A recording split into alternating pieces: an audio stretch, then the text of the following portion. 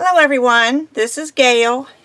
Boy, have I had an exciting and busy weekend, and I'll tell you all about it a little bit later. Some of it pertains to clay, some of it pertains to just me, family things. But anyway, this is going to be my cane for this week. I was asked one time because one of my subscribers, when I mentioned that I knew Donna Kato, came back and said, "Oh, you need to teach us Donna Kato's feather cane." So I put that on my list, and I really don't have a lot of time this week, and that will all be explained when I tell you my exciting news. But the feather cane can be very intimidating to some people. It was intimidating to me. To be perfectly honest, this was the very first cane I ever did. When I first started with polymer clay, Donna Kato, well, first of all, I lived in Florida, and the Orlando Polymer Clay Guild was just forming, and a group over in St. Pete had invited Donna Kato to come do a workshop, and they invited us to come to the workshop. So we did. And I was just, since she was the one that had inspired me to even start polymer clay, I was absolutely thrilled at going to actually meet Donna Kato. So we went there, and it was a 2-day workshop, and the first day, the first thing we did was her feather cane. Well, I had never even attempted a cane, didn't even really understand what a cane was at the time. But it was one of those moments, and you'll see as we get into this, and you'll probably have the same reaction as I did. But I'm going to show you how, we did her cane. This is Donna's method. It's not mine. This is Donna Kato's feather cane. And what you need to do first, and it depends, hers was done in a peach color. And her recipe for the peach color, and I will put this, in the video, is to mix 1 part of orange, 2 parts of white, and 3 parts of magenta. Now she's using Kato polyclay when she does that. So, as it turned out, because I tend to keep some of my scrap laying around on my table, I had some orange, and I had some white, and I had this dark magenta color that was left from the rose cane. But I know that her magenta, actually let me show it to you.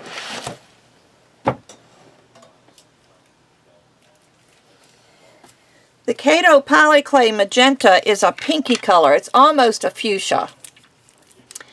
And I knew that this was way too dark. But I like to use up my scraps whenever I can. So what I did, because I also had some of the pink left that was also in this cane, is I mixed the pink with this dark burgundy that I had. Didn't come anywhere close to this, but I figured I don't have to have the exact same peach that she had. And you don't have to even use peach. You can use a different color. It can be purple or red or green or blue, whatever color you want.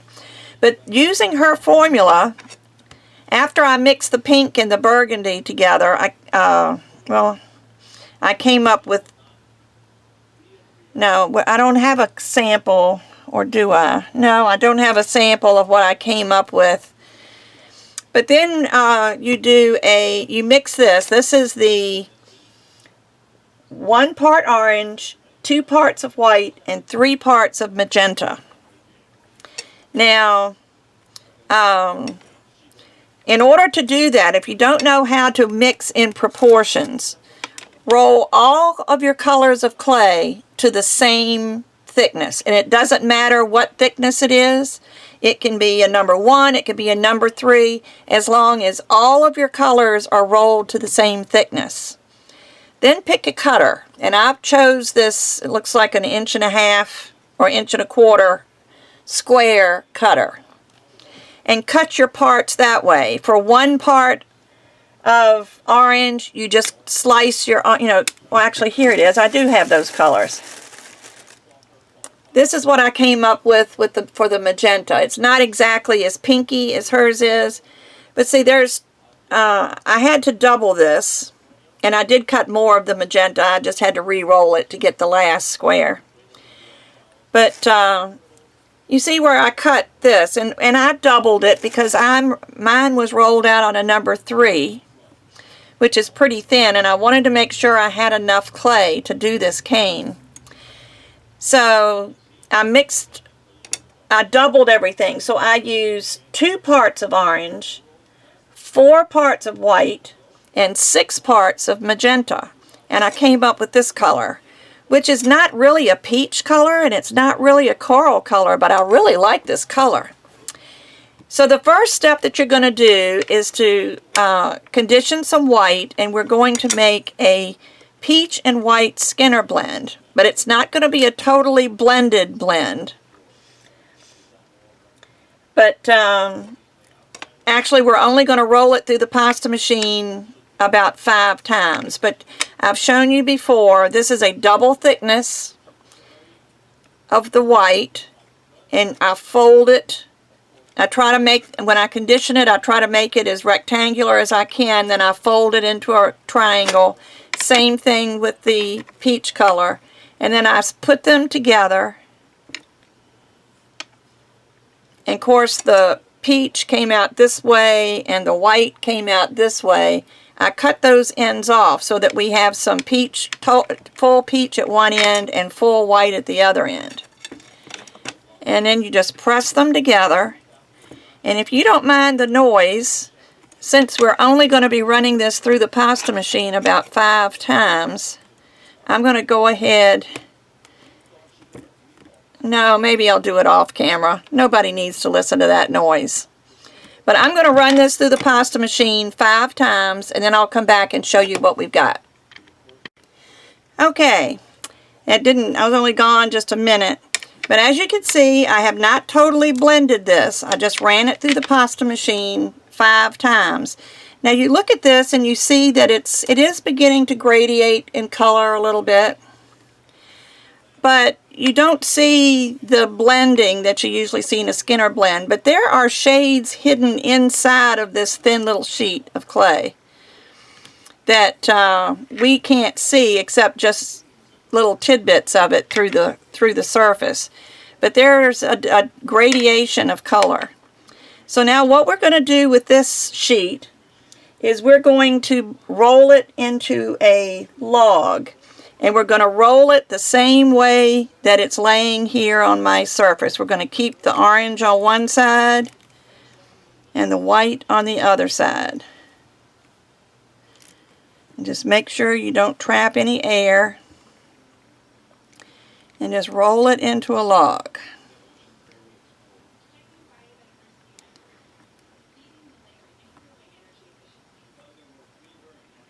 Just there. And push in the ends if you want to make it a little bit easier to work with. But there, we've got us a log. Now we're going to cut this into 3 equal pieces. And let me get my ruler and see how long this is. This is 5.5. You know, I'm going to pull it just a little bit, see if I can't make it 6 inches. It'd be easier to roll it or to cut it if it's in a number that's divisible by 2. That's pretty close. Let me just give it one little roll. Alright, so that's 6 inches. So I'm going to mark it at 4 and at 2, and then slice it on those marks.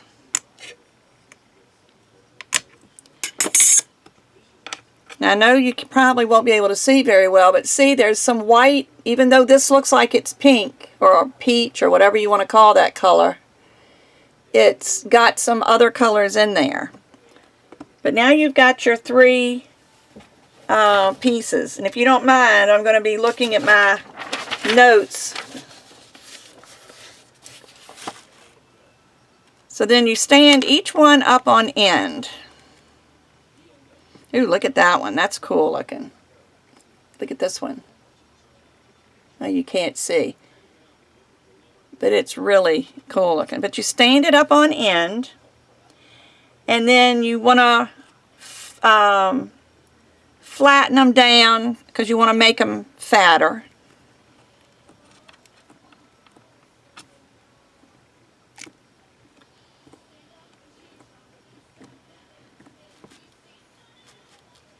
And they're going to get distorted, but that's okay. That's part of the thing. But just make them, all right, pinch. And then you pinch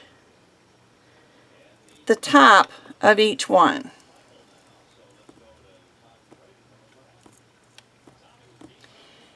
Just pinch them flat.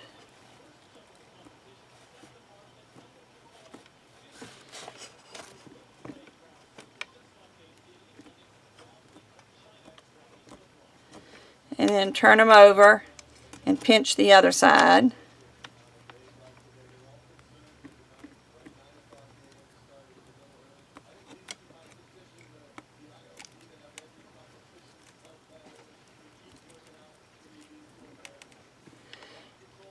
And what we're doing, we are distorting this a little bit. That's all part of the beauty of this feather. So now we've got these wonky looking things. Now what we're going to do is roll them back into a little log to help smooth these pinched ends.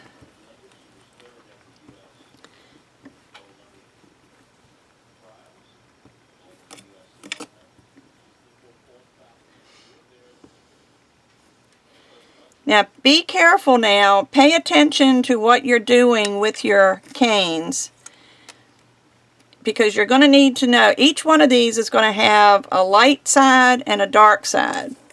And I'll show you what I mean here. If I slice the end off of this, this is totally dark.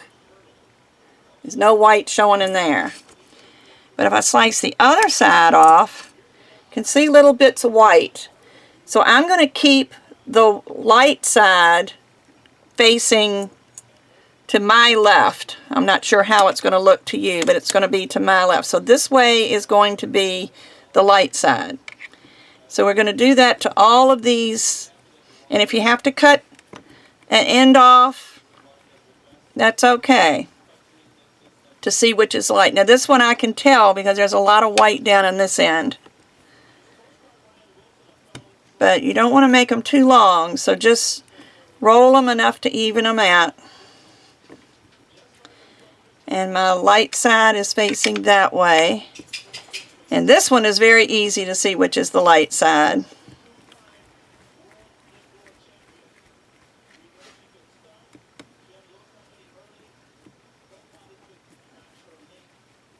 There. You just want to get these ends flattened out, because you are distorting it to an extent. Okay, so let's let these rest for a minute. And I'm going to get some gold.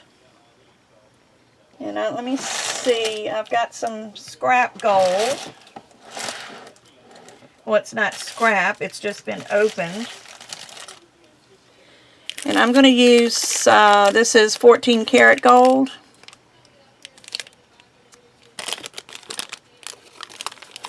I believe, there it is, 18 karat gold. I don't know why I can never remember that. And we're going to roll some gold through the pasta machine at a very thin setting. Let me pull this piece off. And when I say very thin, I'm already at a number 3. So I'm going to condition this because I didn't take it out. And then I'm going to roll it down, and I'll let you know how low I rolled this down when I get back. Be right back. Okay, I ended up rolling my gold down to a number 7, which is very, very thin, but yet it's still workable. And what we're going to do is we're going to wrap each one of these logs in this gold clay. And I don't know, maybe I ought to run this through the pasta machine again. Excuse me just one moment.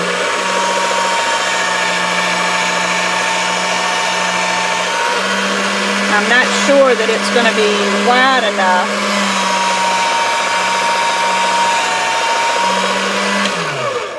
Let's see how this works. Now, start with a straight edge. So just cut a little piece off, and if you want to trim the sides, that's fine, if it makes it easier. Now what we're going to do is we're going to wrap this, but we're going to leave a little registration mark. And what I mean by that, remember I've told you, if you roll this over until it meets, then you see a line. But I'm going to cut about 1/8 of an inch inside of that line, and then wrap this around so it doesn't quite meet. In fact, that probably, because that part of the cane is a little bit thinner.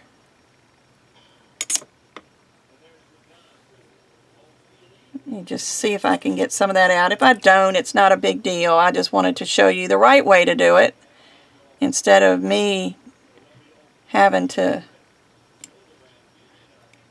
finagle it myself. But see, we leave one little strip that's not covered, and this is our registration mark, and we're going to use that. So that, and keep your light side to whatever side you've chosen. My light side is to my left. So let me see, this one probably needs to be squished in a little bit more, so it'll fit this roll. It's one thing I love about clay, is you can always squish it. Alright, so let's trim this a little bit.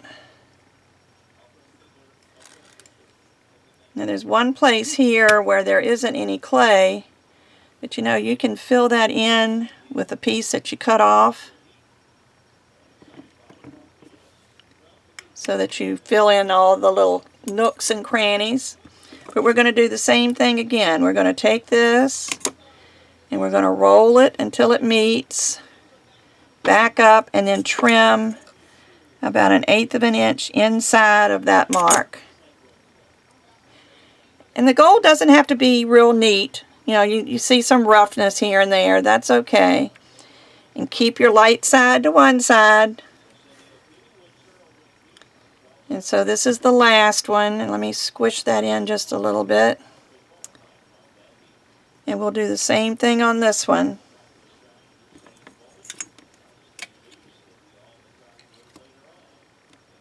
Roll it around till it touches.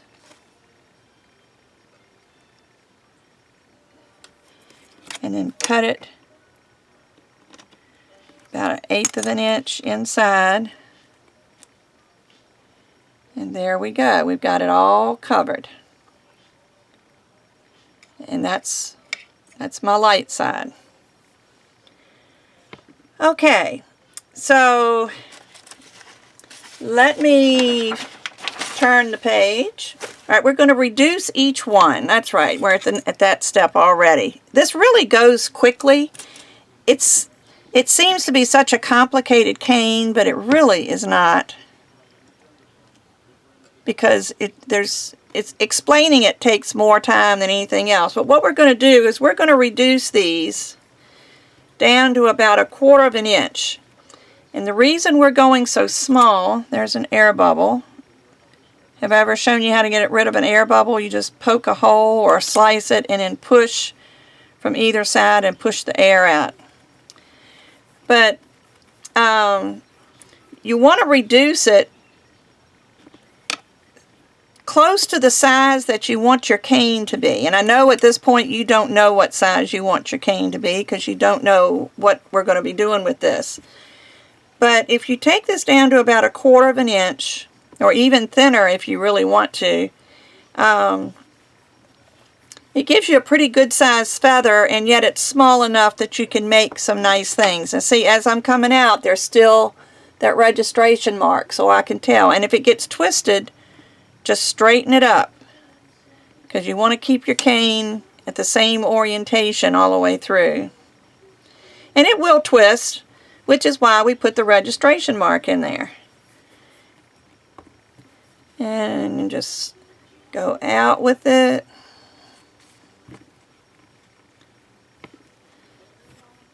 Check your registration mark and straighten it out.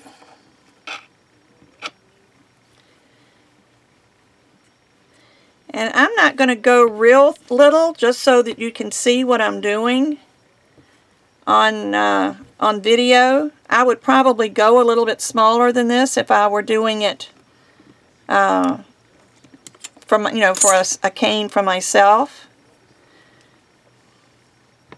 Let me just even it up a little bit and make sure my registration mark is straight. Yeah, that looks pretty good. Okay, now I'm going to do the second one. I'm going to do the same thing with all three.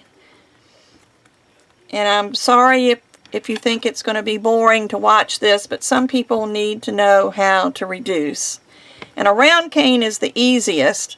The only thing is you do lose a little bit of your ends. This is not the type of cane that you can use the cane end, what are they called? The little plastic ends that you put on your canes, only because you're going so small. And I see another air bubble, which is something I hardly ever do. But I think with this gold being so thin, it was easy for air to get up under it. I've always, and I know pride is not a good virtue, but I have always prided myself in not getting air in my canes. It wasn't always that way. Let me straighten my cane up a little bit. But when I was first starting, it seemed like, starting with polymer clay, it seemed like that I always got air in my canes, and I worked very hard to learn how to not get air in my work. There's nothing worse than working on a really nice, delicate cane, and you're so excited and you can't wait to cut into it to see what you've got, and you cut into it and there's a big hole because you had an air bubble in there. And how do I know that? Experience, maybe? It's not a good feeling. But you can reduce this different ways. Some people like to pinch the ends, which I do a lot. I just didn't do it that time, hoping that that would help keep the ends from sinking in. But it really, in this case, it's not that big a deal. This is not one of those cases where you need to keep as much of your cane as possible. I mean, you don't want to lose a lot of it, but if you lose 1/4 of an inch or 1/2 an inch on each end, it's not that big a deal. But just roll all of these down, just checking my light and dark end, make sure I still had it oriented.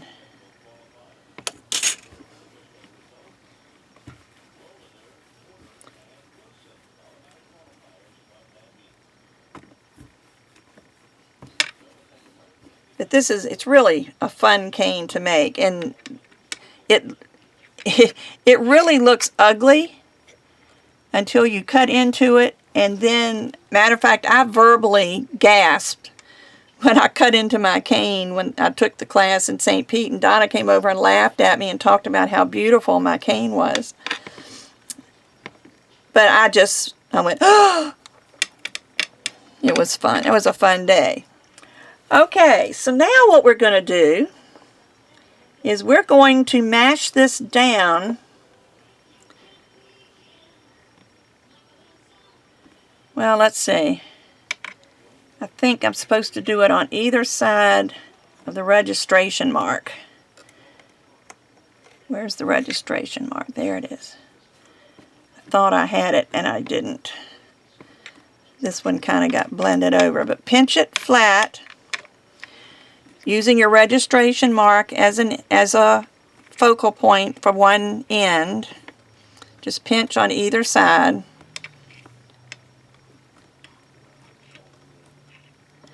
Actually, this is going to make a huge feather.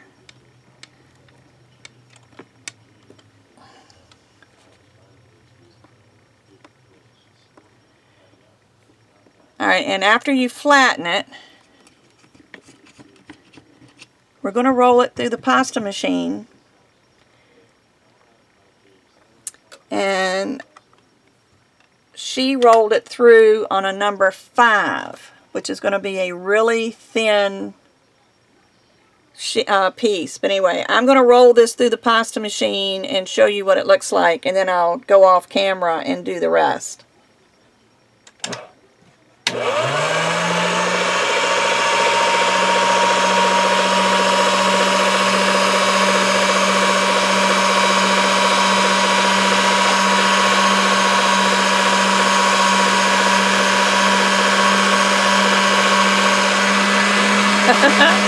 Look at this.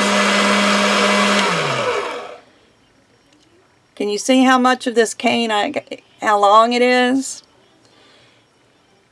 So you want to lay it somewhere where it can maybe not fold on itself, but at least where you can put it down. You can hang it over a rod or whatever, but I'm going to do the same thing with my other two canes, and then I'll be right back. Okay, I'm back, and I have all of my things rolled out. I'm still keeping the lighter end and the darker end. This is the lighter end on this side, the darker end on that side. But I also put them on, because I have such a small work area, these flexible cutting mats that you can buy at Walmart or any place, but I think I got these at Walmart. You get a package of 2 for like, I don't know, $3 or $4. I don't remember. I've had mine for a long time. But they come in handy for something like this. Even if you just want to have an extra place to put your clay. Or you could use it for a work surface. You could put this on your table, but it will slide. You'd have to put it on a non-stick one of these gripper pads or something like you get at Target or dollar store. But anyway, I'm going to start. This is where you need to make your decision. You need to decide with your feather whether you want to start with a darker tip that graduates down to a lighter feather, or a lighter tip that graduates down to a darker feather. So I think I have decided that I want to go dark. And then, in trying to get a step ahead while I was off camera, because the next step is to wrap a white log with gold, I ended up cutting my strip. So rather than measure, I went ahead and just decided that's the length I'm going to make my stack. Now the reason you need to measure or whatever, this piece needs to be twice as long as what you want your finished cane to be. So, because we're going to cut it in half. Let me see if I can. And this is about 4 1/4 inches. So my finished cane will be a little over 2 inches. But what you're going to do to start off with, and I'm going to even up. That's where I cut a little while ago. I cut it on a slant. But you're just going to lay and keep your orientation the same just for this. After this, you don't have to worry. But lay 4 strips on top of each other. And for me, it's just as easy to do it this way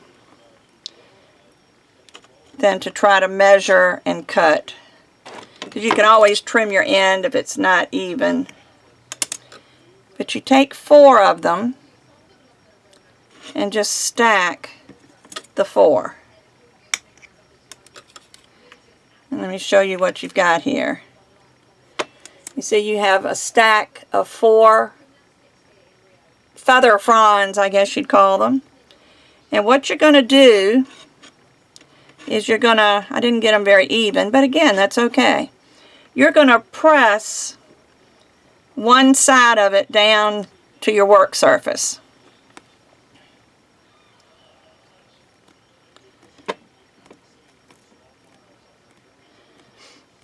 And it's easier to, well, I probably should have done it this way. I'm going to press it away from me only because I'm going to be building this way on my feather.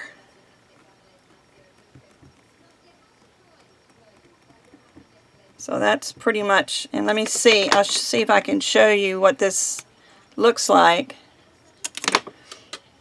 See, this is giving us the, can you see the veins in that? Maybe not. There you go. It's giving us the tip of the feather. Okay, so that's going to be the very tip. It's only half of the tip, but that's going to be the tip. So now what we do is we start laying out the same length, and this is where you get creative. I'm going to go ahead and cut several of these, and every once in a while I'm going to also cut some of the, this is my dark strip. I'm going to cut a few from my medium strip and alternate them just to add a little variance in color.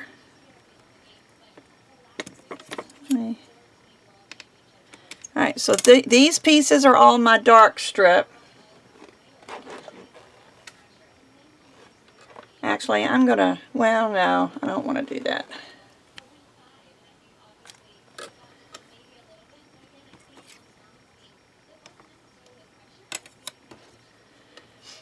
I'm going to put this over here. This is my medium strip, but I need to get a size.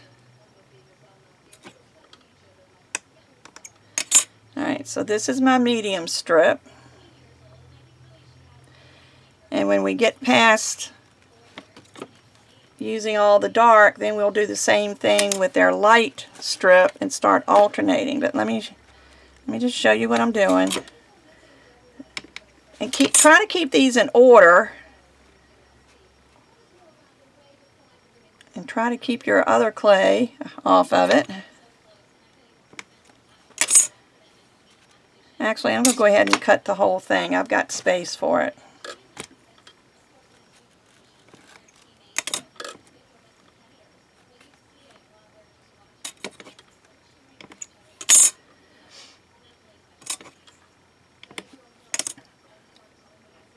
You think you'll never use all of these long strips, and then next thing you know, you have. Alright, so I've got, these are my dark strips. I'm going to start with my dark strip, and I'm just going to lay it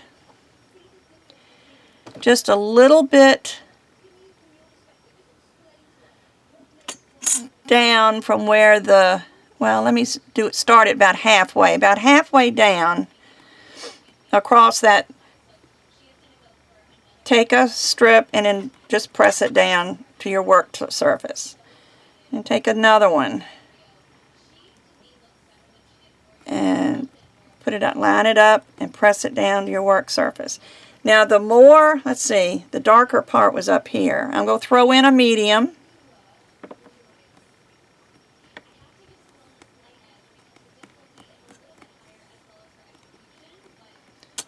And I like to keep my part that goes against the work surface flush. So I threw in a medium. Now I'm going to go back to my dark.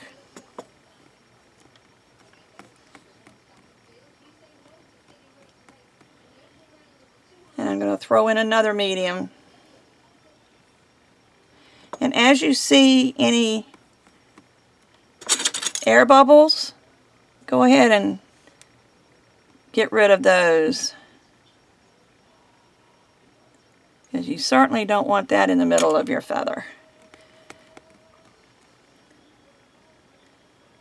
I'm going to throw in another medium, and I'm going to flip it just so that the color variation is a little bit different. You can do whatever you want. This is your feather.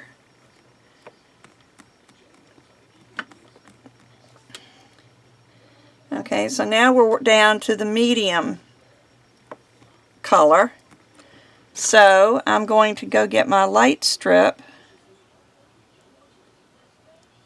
Let me move these over.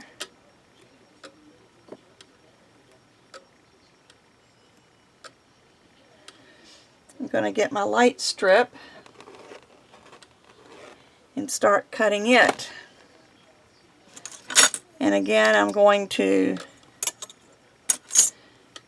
measure, but I'm starting with my dark end because I'm doing a dark to light. So just keep your orientation there.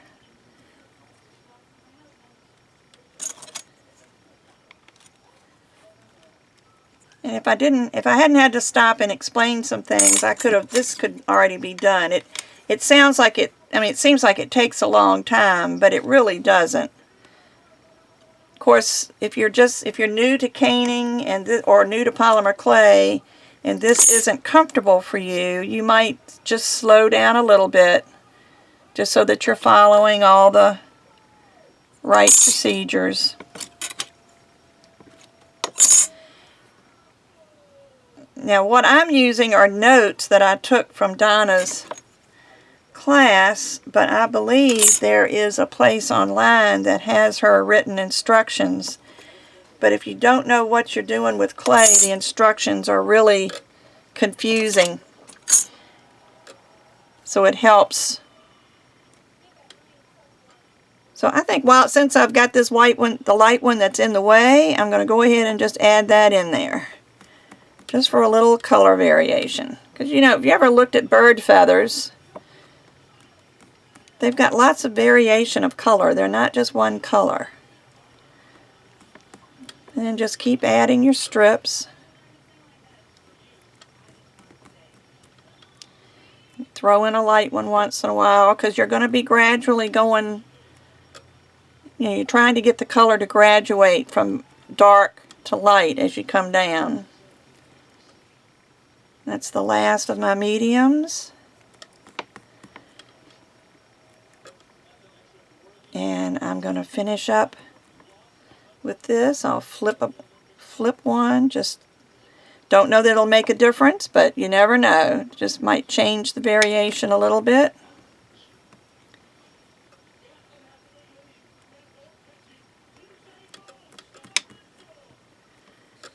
And that's it. Now,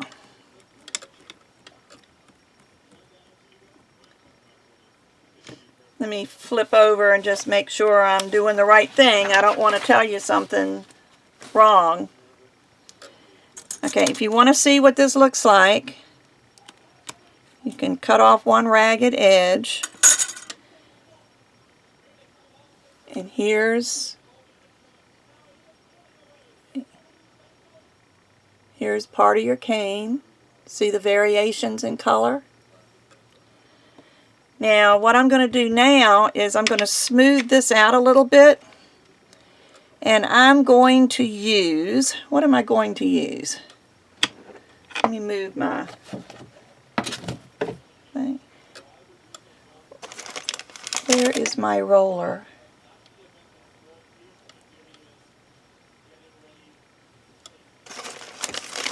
I have a brayer that I like to use for things like this, but I don't see it right now, so I guess I will just use my roller. You might want to flatten this out a little bit. Just smooth it some, because your edges are going to be a little raggy. Don't roll hard. You're not trying to reduce it. You're just trying to smooth it a little bit.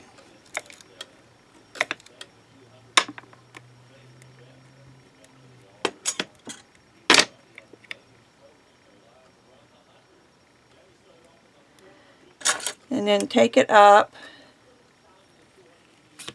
and turn it over, and see this side here has those same ridges. Now what you need to do is smooth these out. I'm going to use a smaller rod. Because if you don't, and then you put your center vein piece in here, it's going to, what you put in here is going to creep into those little creases, I guess you could call them, little valleys, and you don't want that. So make sure you get this smoothed out. This is the inside of your feather.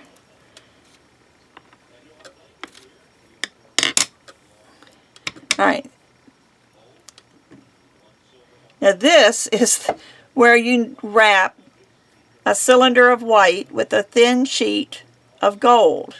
And I think she said number 7, but I think I use my gold as a number 5. So it's going to be a little bit thicker, but that's okay.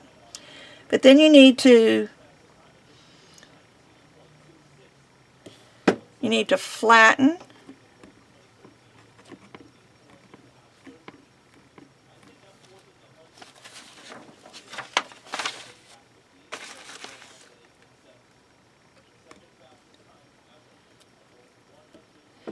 Let me think. This is going to go this way. So, okay, so it needs to flatten out this way. You want to make it wider. And you can do that with your rod. Let me pull this up. You need to make it very thin. But then when you get to one side, I'll show you. You want to taper it on one side, but you first got to get it thin.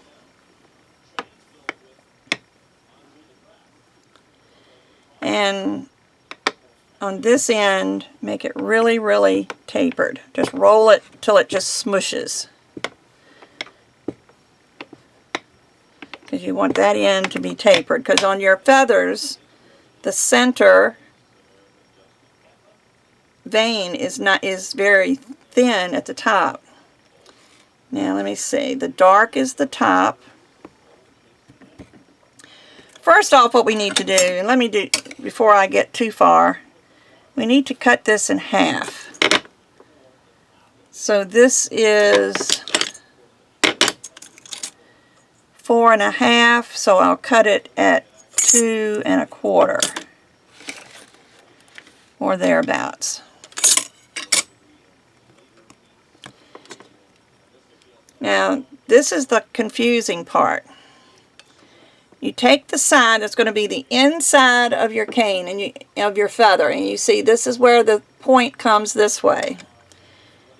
You don't want this center vein to go all the way up to the end, because you want to leave a little bit of space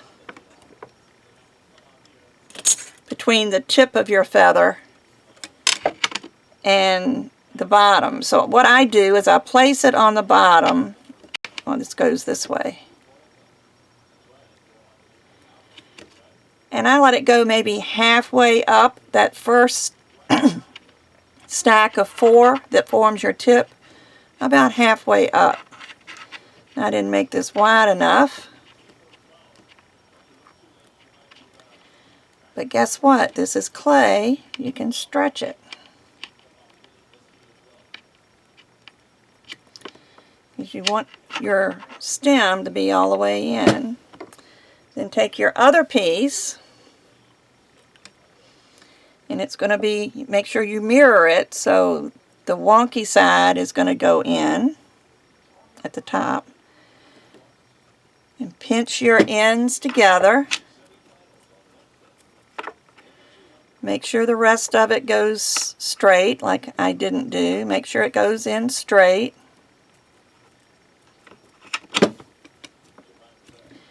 Just make sure it's in good. You can cut off. I usually leave a little bit just in case I want to use it for something like that. Take a slice. Well, I didn't slice off the whole end. Let me take another slice. There we go. And there's my finished feather cane. You know, this is white underneath. I'll probably go ahead and cut that off. That's my stem. I was going to keep it, but press the bottom end together also, and then trim it after you've pressed the bottom together so that your stem comes all the way down to the end. But there is my finished feather cane, and I'm sure you could do the same. So hope you can do this. It's very intimidating. I know I was very intimidated, and like I said, when I felt like I'd made, because look at this. Who would think that this would make a pretty cane until you slice into it and see that? But see the different variations, the dark at the top, and like I said, you can make one just like it, only put the light at the top and have it go darker as you go down. But this is the Donna Kato feather cane, and I hope Donna doesn't mind that I have put this out on video for everybody to see, but I don't think she's teaching this anymore, so I don't think it's a problem. But anyway, hope you enjoyed this. Rather than take time in this video to tell you about all the things going on with me, I think I'll do a separate video. And just, I need your opinions on some things, and, you know, I've got a lot of decisions to make in the next couple of days. So I will be doing another video, maybe just call it a heart to heart.